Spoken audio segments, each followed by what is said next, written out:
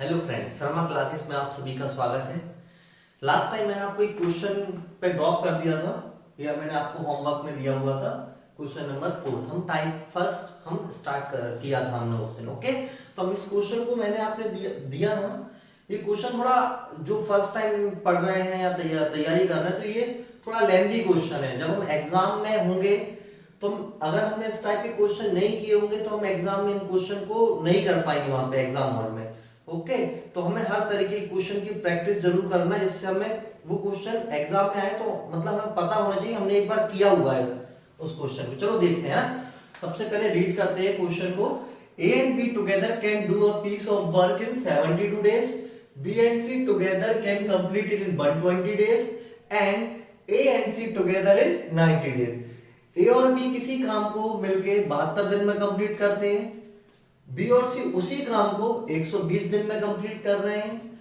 ए और सी उसी काम को 90 दिन में कंप्लीट कर रहे हैं। तो हमसे ये पूछा है ए उस काम को कितने दिन में कंप्लीट करेगा। देखो इसको फास्ट तरीके से कैसे कर सकते हैं। सबसे पहले ये नंबर लिखे हो 72, 120, 90। हमने माइंड में एजम्पशन कर लिया कि इसका एलसीएम कितना आएगा 360। इसका एलसीएम कितना आएगा 360। Like this A plus B can do a work in 72 days.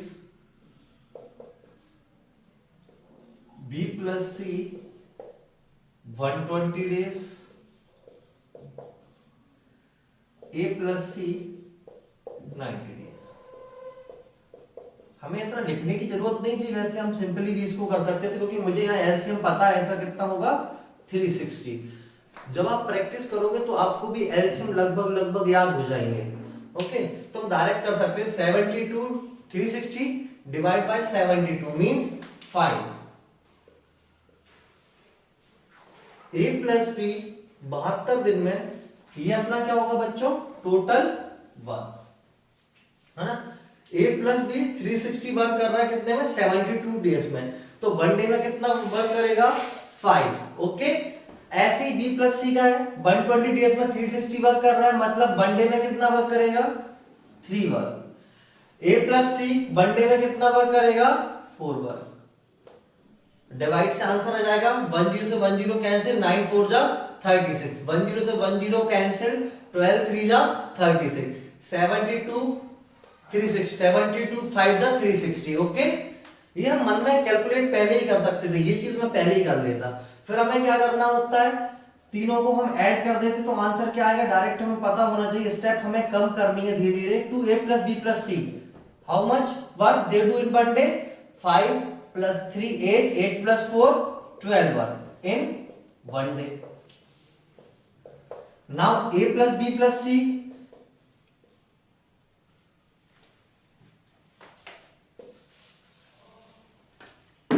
Now a plus B plus C 2 कहां पर आ जाएगा बेटा ये डिवाइड में 12 upon 2 equal to 6 work in 1 day. अब देखो हमें यहां से ये पता पड़ चुका है जब ए बी और सी एक दिन में कितना काम कर रहे हैं 6। हमें किसका कैलकुलेट करना था यहाँ पे बच्चों ए का। हमें किसका कैलकुलेट करना था यहाँ पर ए का।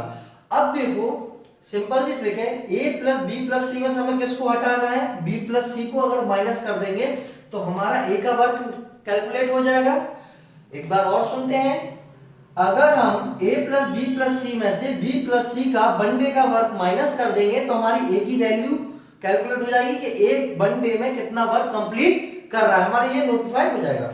चलो देखते हैं, माइनस कर देते हैं। a प्लस बी प्लस सी कितना है 6, b प्लस सी कितना है 3, तो माइनस करेंगे तो a की वैल्यू हो जाएगी कितनी 6 minus 3 means 3 work 1 day.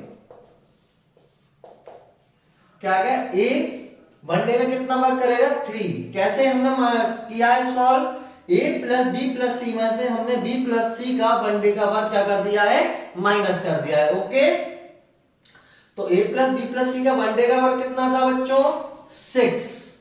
Okay, b plus सी का 1 डे का वर्क कितना था 3, 6 माइनस 3 3 वर्क 1 डे। अब हमें a से कितना काम करवाना है देखते हैं।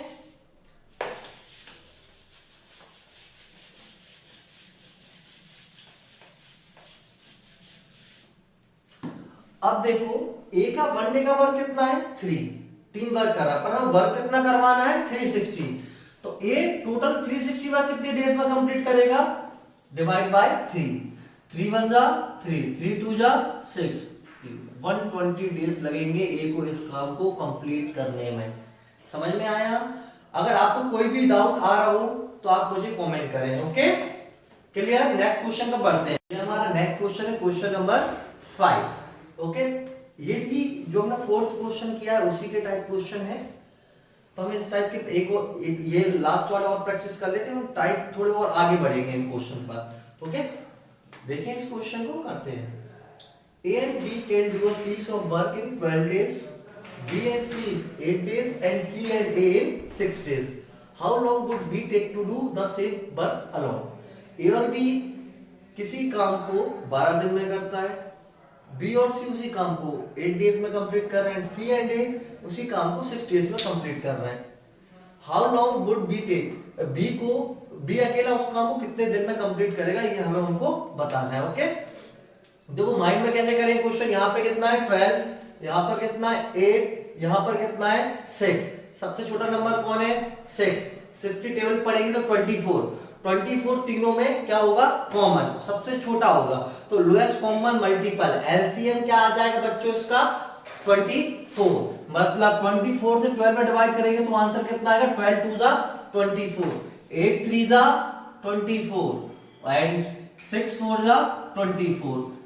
फिर हम क्या करते थे तीनों को ऐड करते थे 2 3 5 5 और 4 9 9 बाय 2, बिकॉज आंसर में क्या आता था हमारा यहाँ पे 2a plus b plus c। क्यों आता था? क्योंकि a यहाँ पे 2 बार हो जाता था, b 2 बार हो जाता था और c हमारा 2 बार हो जाता था, इसलिए आंसर a प्लस b का वर्क कितना जाएगा 9/2 वर्क आ जाएगा इन 1 डे, है ना। चलो हम वैसे प्रैक्टिकली करते हैं, अभी इस क्वेश्चन को नोट डाउन करके करते हैं, पर हमें ट्राई करना है कि हमें पेन का यूज नहीं करना पड़े। आप प्रैक्टिस करो 5 to 10 क्वेश्चन आपकी प्रैक्टिस हो जाती है, उसके बाद हम आपको क्या करना है, आपको बिना पेन का यूज करके क्वेश्चन सॉल्व करना है, क्योंकि हमें क्वेश्चन जल्दी करने होंगे, वहां पे टाइम हमें कम मिलता है। ओके चलो देखते हैं। A plus B can do a piece of work in 12 days. B plus C can do the same piece of work in 8 days. C और A इसी काम को कितने दिन में करते हैं बेटा 6 days। चलो एलसीएम ले लेते हैं, कितना था 24, हाँ 12 2 जा 24, 8 3 जा 24, 6 4 जा 24। This is our total work. ये हमारा क्या है पूरा वर्क है जो मतलब हम इन्होंने किया है, ठीक है। ये टोटल वर्क है अपना। मतलब क्या हुआ ए और बी मिलके 24 वर्क को 12 दिन में कर रहे हैं, तो एक दिन में कितना वर्क कर रहा है 2। बी प्लस सी का 1 डे का वर्क कितना है 3 वर्क। सी प्लस ए एक दिन में कितना काम कर रहा है 4 वर्क। चलो ऐड कर लेते हैं, तो वही 2a plus B plus C, 2 और 3 5, 5 और 4 9 वर्क। Okay in 1 day. ना a प्लस बी प्लस सी, ये 2 कहां आ जाएगा यहां पर डिवाइड में, okay denominator 9/2 work in 1 day.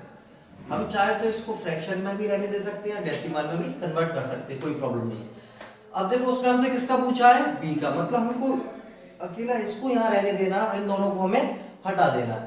a plus सी का वर्क 1 डे का कितना है 4 वर्क, मतलब हमें इसमें से क्या माइनस करना पड़ेगा 4 वर्क। अगर हम इसमें से माइनस कर देंगे तो हमारा b का 1 डे का वर्क कैलकुलेट हो जाएगा। एक बार और देख लेते हैं, देखो यहाँ पर क्या a प्लस बी प्लस सी है। अगर हम इसमें से a प्लस सी को माइनस कर देंगे तो यहाँ पर ओनली क्या बचेगा b, और हमारा b का 1 डे का वर्क कैलकुलेट हो जाएगा। तो कर देते हैं माइनस, b का डायरेक्ट ही कर लेते हैं 9/2 माइनस सी प्लस की वैल्यू कितनी है 1 डे की 4, ठीक है। एलसीएम लेंगे तो क्या आंसर आएगा 2 4 जा 8, 9 - 8/2 मींस 1/2 इन 1। क्लियर है यहां तक सभी को? b 9/2 minus 4। c plus a का वर्ग कितना था? 1 डे का 4, तो 4 माइनस किया, एलसीएम लेंगे, यहां पे कुछ नहीं था तो 2 4 दा 8, 9 माइनस 8/2 तो 1/2 वर्ग इन 1 डे। पर हमें b से काम कितना करवाना है दोस्तों? 24। हमें b से कितना काम करवाना है? 24। और वनडे में कितना वर्क कर रहा है b? हाफ। देखो प्रैक्टिकली भी सोचोगे तो ये 2 दिन में मिलके एक वर्क करेगा, और हमें करवाना है कितना? 24। मतलब कितने दिन लगेंगे? 48 डेज लगेंगे। कितने डेज लगेंगे? 48 डेज। देखो कर लेते हैं, 24 वर्क करवाना है, कर कितना रहा था? 1/2। कितना कर रहा था? 1/2 कर रहा था। ओके, ये 2 कहां चला जाएगा? ऊपर, और ये आपका आंसर 48। क्लियर? कोई डाउट हो तो आप मुझे कमेंट करें, और आप क्वेश्चन प्रैक्टिस करें। कोई क्वेश्चन आपसे नहीं बनता है तो आप मुझे कमेंट में भेजें उसको लिखकर, तो मैं उसको सॉल्व करके देता हूं आपको, या अपन क्लास में ही सॉल्व कर लेंगे उसको। क्लियर है? बड़े नेक्स्ट क्वेश्चन की साइड। अब मैं आपको एक कॉन्सेप्ट बता रहा हूँ कि टाइप फर्स्ट के क्वेश्चन अप्रोक्स वैसे ही हैं सब, तो आप प्रैक्टिस करें, फिर कोई डाउट हो तो कमेंट में भेजें मुझे।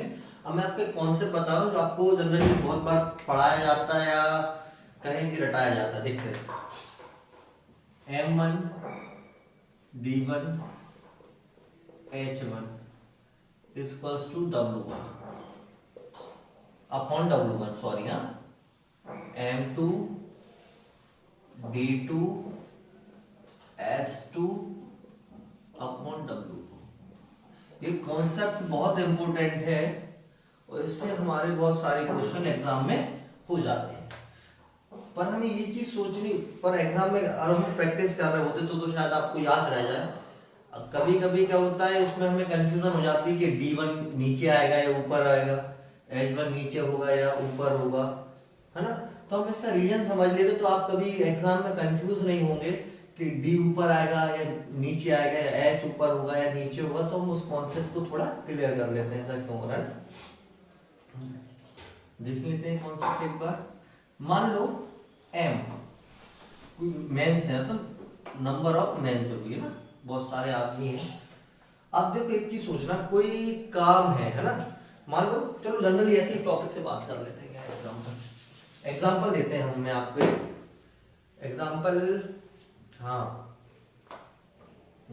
देखो एक कोई काम है, सपोज किसी काम को मैं अकेला मिलके कर रहा था, अकेला कर रहा था, तो सपोज मुझे 6 दिन लग रहे थे।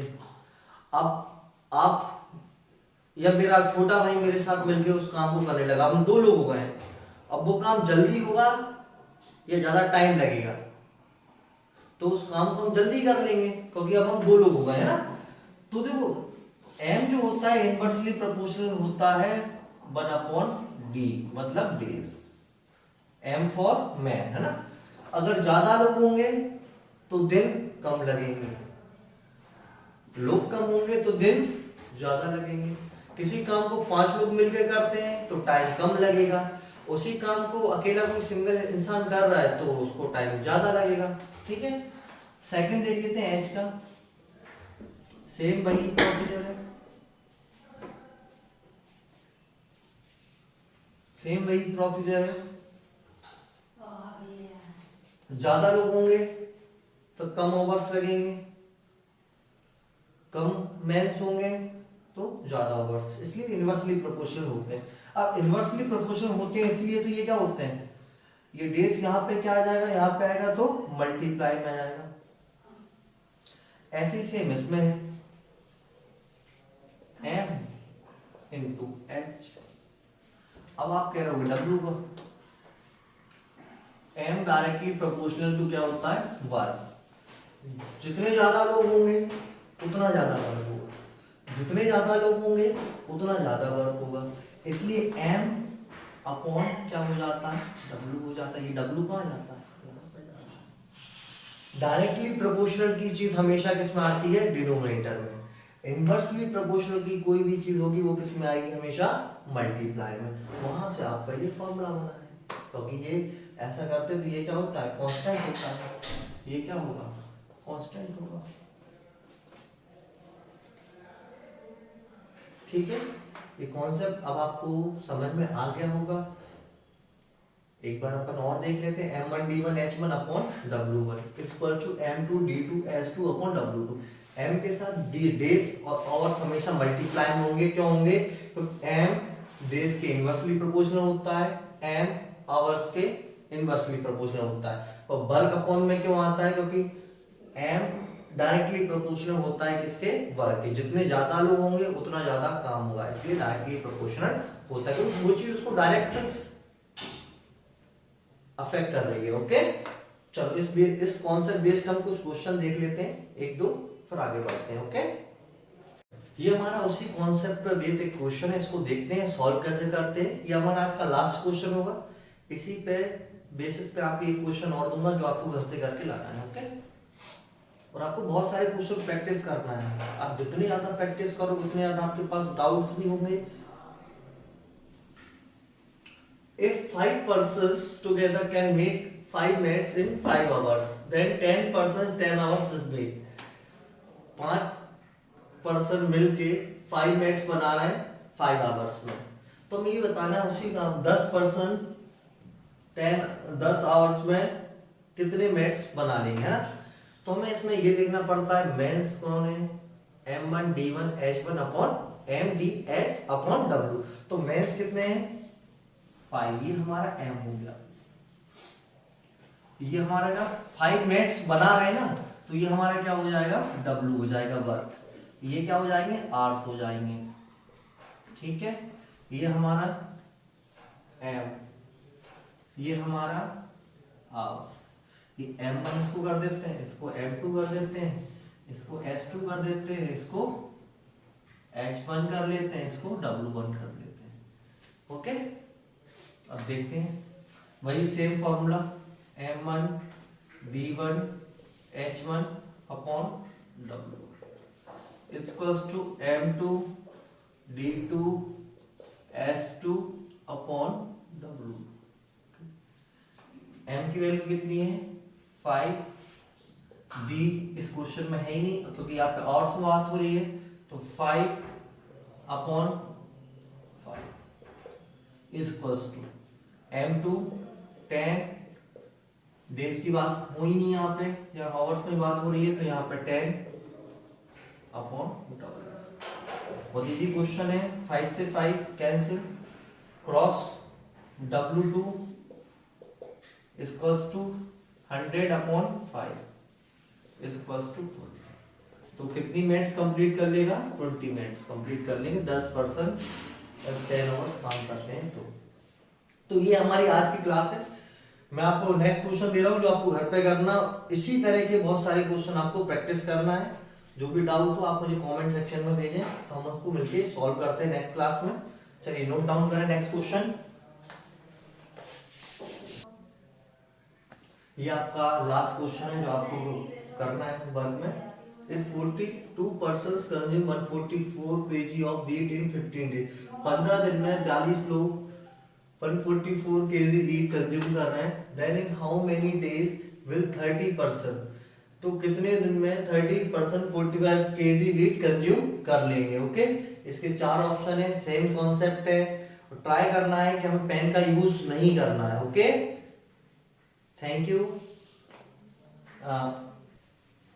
अगर आपको मेरी वीडियो अच्छी लगी हो तो मेरी वीडियो को लाइक करें, शेयर करें और सब्सक्राइब करें। और कुछ भी आप एडवाइस मुझे देना चाह रहे हैं तो मुझे कमेंट सेक्शन में भेजें। कोई भी आपका डाउट हो तो मुझे कमेंट जरूर करें। Thank you class.